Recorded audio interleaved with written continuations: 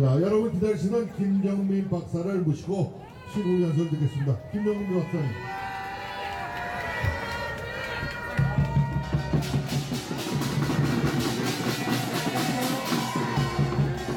안녕하십니까. 저희가 처음 써봅니다. 이렇게 이런 무대에 나가는 건 처음인데. 네, 고맙습니다. 네, 고맙습니다. 제가 지금 또 다른 데 양떼 있었고 또 빨리 그 얘기하고 또 가봐야 됩니다. 좀 지치해서 지금 이야기를 빨리빨리 하려고 하는데요. 제가 오늘 여기 무대에 나온 이유는 딱 하나입니다. 늘 제 강의 보셔서 아시는 분은 아시겠지만은 저는 지금 현재 친중방미 이 부분에 대해서 상당히 강조를 하고 있습니다. 왜 그러냐면 여기 지금 또 보이는데 여전히 여기도 성중이랑 이스라엘 국기가 막 같이 펄럭인 걸 볼 수 있는데요. 여러분들 그 동맹국이라는 건요, 우리가 북한한테 공격을 당했을 때 지원군이 오는 게 동맹국이 아닙니다.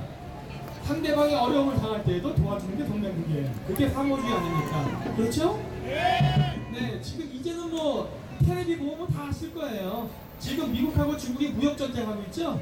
아예 대놓고 선포했지 않습니까? 이런 상황에서 미국에서는 뭐라고 합니까? 중국을 잠재적인 적성국가로 분류하고 있지요. 이미 미국하고 중국은 적대적 관계에 있어요. 그러면 우리는 무엇을 해야 되는 거예요? 누구 편을 들어야 될지는 이미 답이 나와 있는 거예요. 그렇지 않습니까? 미국이에요. 예를 들어서 이렇게 거꾸로 생각해 보십시오.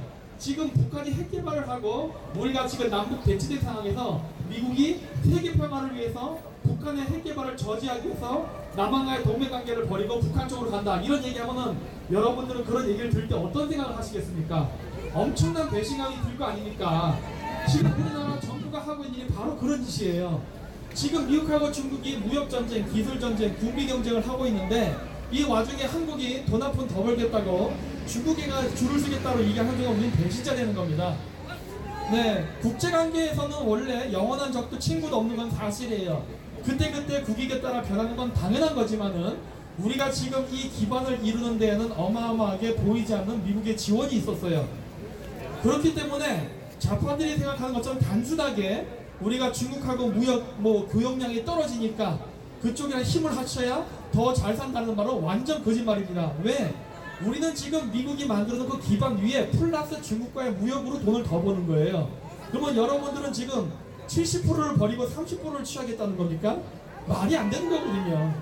지금 계속 분위기는 나빠지고 있고, 제가 늘 이야기하지만은 지금 미국이 우리나라에 와서 지금 독수리 훈련하고 이제 키 리졸브 훈련을 할 텐데, 이 훈련의 잠재적 적국은 북한과 중국입니다.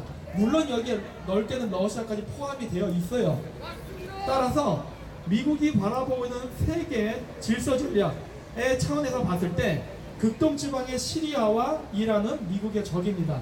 또한 동북아시아에서 북한과 중국은 미국의 적이에요. 근데 공교롭게도 이 시리아, 이란, 중국, 북한은 북핵 개발에 있어서 파트너 국가입니다. 네 국가는 하나의 이해관계로 움직이는 나라예요. 물론 이 네 나라가 비트코인 가지고 서로 무기 거래하고 암 거래하는 것도 이 네 나라가 같이 하고 있어요. 따라서 우리가 북한을 견제하는 데 있어서 중국하고 무역량이 걱정이 되니까 중국 빼고 그 다음에 북한만 욕하면 된다, 말도 안 되는 소리 하는 거예요. 그런 것 자체가. 왜? 북한의 핵 개발을 저지하려면요, 돈줄을 끊어야 됩니다. 그 돈줄이 중국이에요. 근데 중국이랑 돈줄을 끊지 않고 김정은 정권만 제거하면은 북핵 개발이 멈춰지겠냐는 거예요. 정권 바뀐 다음에 또 핵 개발하면 돼요. 안 된다는 거예요. 따라서 잡초를 제거할 때는 뿌리를 제거해야지 이파리 몇 개 땄다고 해서, 즉 정권을 바꿨다고 해서 바뀌는 게 아닙니다.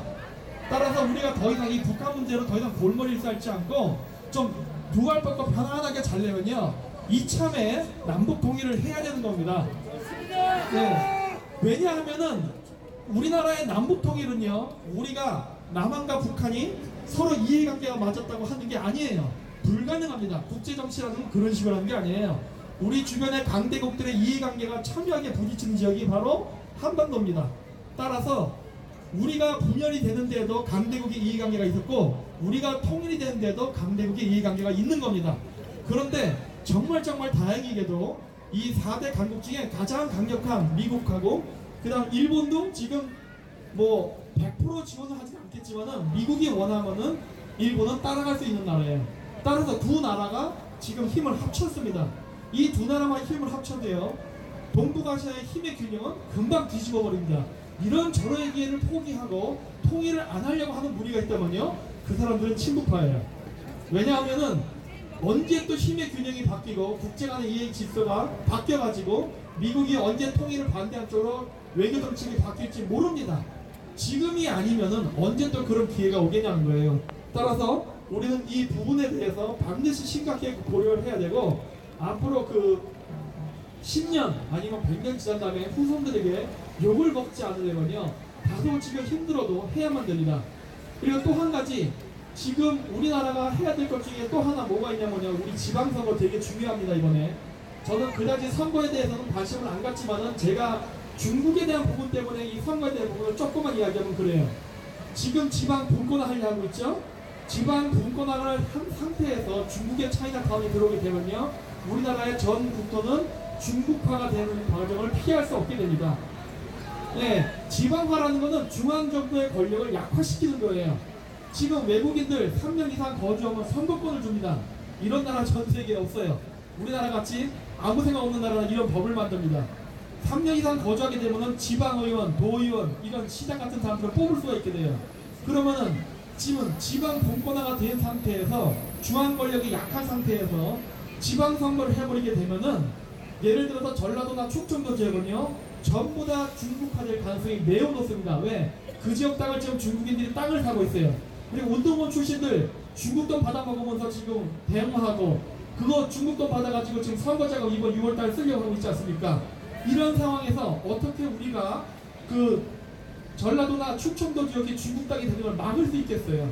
따라서 여기 지금 여러 지금 단체들이 많이 와 있는 걸로 저는 알고 있습니다. 조금 많이 오셨는데, 여러분들이 나중에 다시 자기 집회하는 무리로 돌아가시게 되면요, 이런 부분에 대해서 이야기를 해주시고, 그 다음에 뭐 여기 지금 모여서도 서로 묵은 감정이 많으실 겁니다. 서로 간에 뭐 싸움도 있고 오해도 있고, 그러한 문제 때문에 분열이 되는 순간 바로 여러분들은 지방 분권화를 돕고 중국화가 되는 것을 돕는 길이 되는 거예요. 여기서 아무리 성적이 흔들고 우파라고 얘기하는 거 소용없습니다.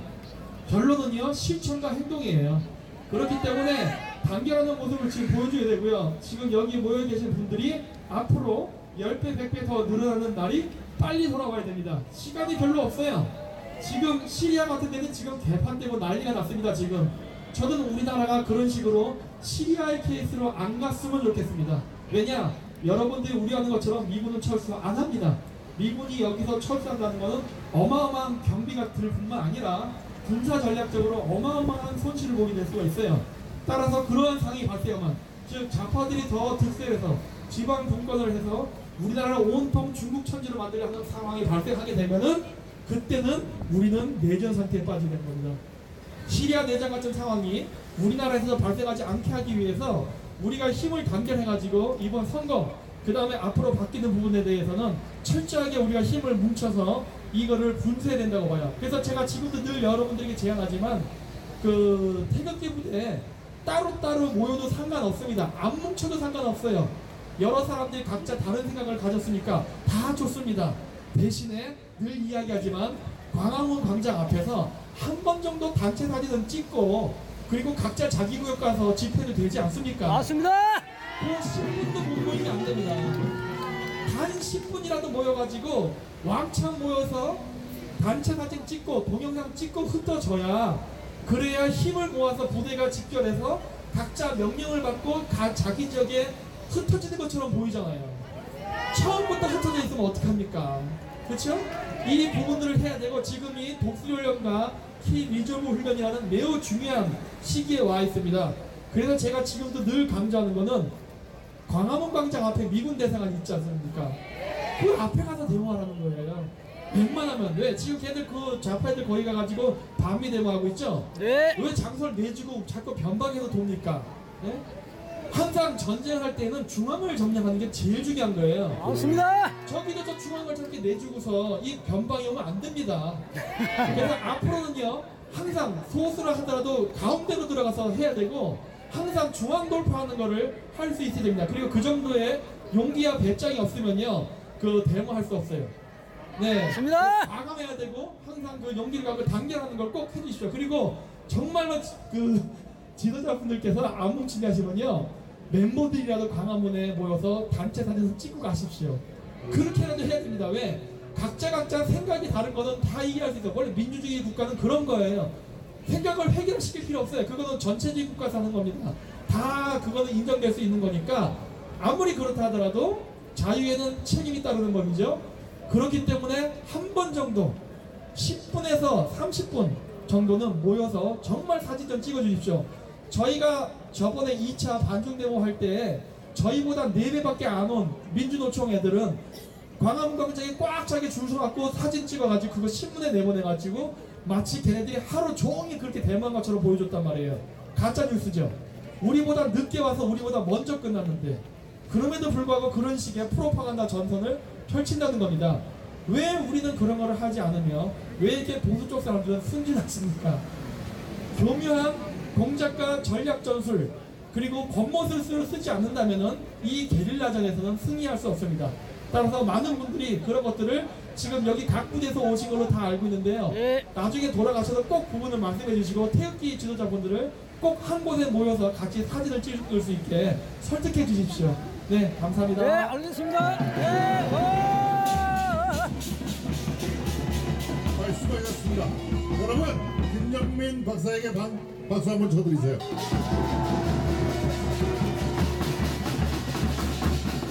자, 오늘의 우리 이 연합 집회를 지금 개인 유튜버들이 전 세계로 방송을 보내고 있습니다.